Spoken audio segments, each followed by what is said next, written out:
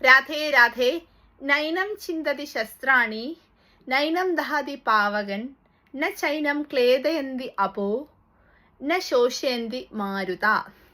ഭഗവത്ഗീതയിലെ 2-ാം അധ്യായത്തിലെ 23-ാമത്തെ ശ്ലോകമാണ്. ഈ ശ്ലോകത്തിൽ ഭഗവാൻ ശ്രീകൃഷ്ണൻ വളരെ മനോഹരമായി എന്നാൽ വ്യക്തമായി അർജുനന് ആത്മാവിന്റെ അനശ്വരതയെ പറ്റി പറഞ്ഞു കൊടുക്കുന്നുണ്ട്. ശരീരത്തിന് മാത്രമേ മരണമുള്ളൂ, ആത്മാവിന് മരണമില്ല. ആത്മാവ് അനശ്വരമാണ്, ആത്മാവ് അമരമാണ്.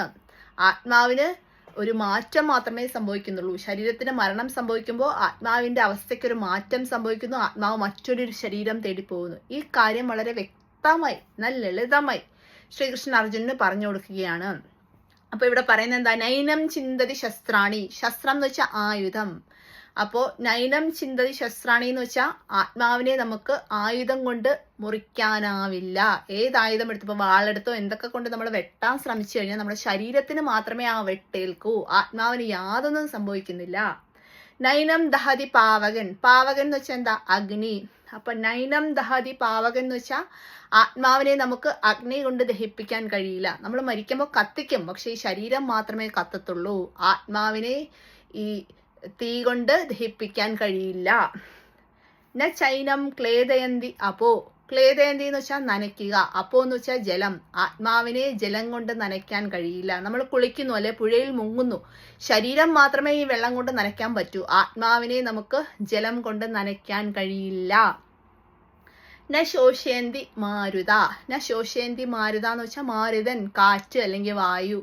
ആ മാരുതൻ കാറ്റിനെ കൊണ്ട് അല്ലെങ്കിൽ വായുവിനെ കൊണ്ട് ആത്മാവിനെ ഉണക്കാൻ കഴിയില്ല. ശോഷയന്തി എന്ന് വെച്ചാൽ ഉണക്കുക. ന ശോഷയന്തി മാരുത. ആത്മാവിനെ നമുക്ക് കാറ്റുകൊണ്ട് ഉണക്കാൻ കഴിയില്ല. അപ്പൊ എന്തൊക്കെയാ പറയുന്നത്? ആത്മാവിനെ ആയുധം കൊണ്ട് മുറിക്കാനാവില്ല, നമുക്ക് അഗ്നി കൊണ്ട് ദഹിപ്പിക്കാൻ കഴിയില്ല, വെള്ളം കൊണ്ട് നനയ്ക്കാൻ കഴിയില്ല, അതുപോലെ കാറ്റുകൊണ്ട് ഉണക്കാനും കഴിയില്ല. ഇതൊക്കെ ശരീരത്തിന് മാത്രമേ ബാധകമുള്ളൂ. ആത്മാവ് അനശ്വരമാണ്.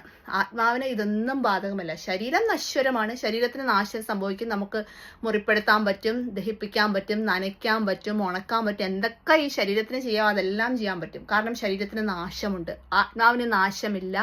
ആത്മാവ് അനശ്വരമാണ്, ആത്മാവ് അമരമാണ്. അതുകൊണ്ട് ഇതൊന്നും ആത്മാവിനെ ബാധിക്കുന്നില്ല. ആത്മാവിന് ഇതൊന്നും നമുക്ക് ചെയ്യാൻ പറ്റില്ല എന്ന് ഭഗവാൻ ശ്രീകൃഷ്ണൻ വളരെ മനോഹരമായി അർജുനന് പറഞ്ഞു കൊടുക്കുകയാണ് ആത്മാവിന്റെ അനശ്വരമായ അവസ്ഥയെക്കുറിച്ച്.